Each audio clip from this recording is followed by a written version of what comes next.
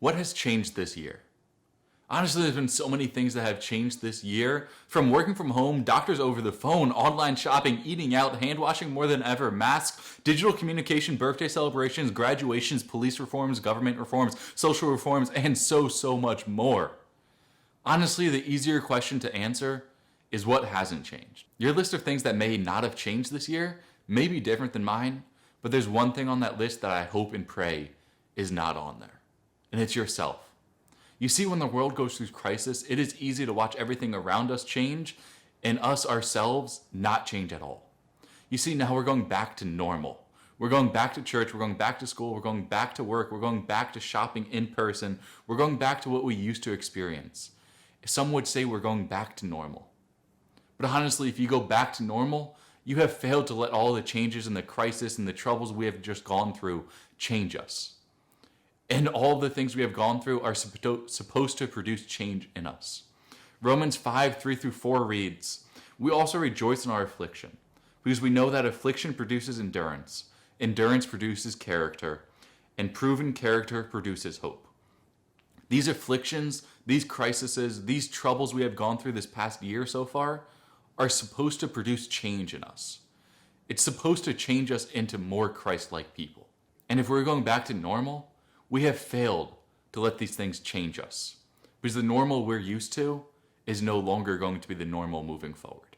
And my fear for myself and all of us is that we haven't changed during any of this, that we've remained the same person we were before any of this happened, that we're the same person in 2019 as we are halfway through 2020. And that means we have not allowed God to teach us anything or allowed God to change us in the way that He tells us these troubles and these turmoils are supposed to do that. So in order to help us realize that, I just want to offer 4 reflection questions that even if you have changed this year and you're looking back on the past 6 months and you're saying, wow, I'm a completely different person, you should still ask yourself these questions. And on the flip side, if you haven't changed at all and you're looking back and saying, wow, I'm the same person I was in January than I am now, ask yourself these questions because it's going to help you realize the changes you may or may not have made this year. And the first question is, what has your experience been during this quarantine?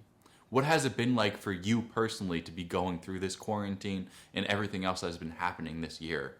The second question is, what has been revealed to you? Your strengths, your weaknesses, your shortcomings, and so much more.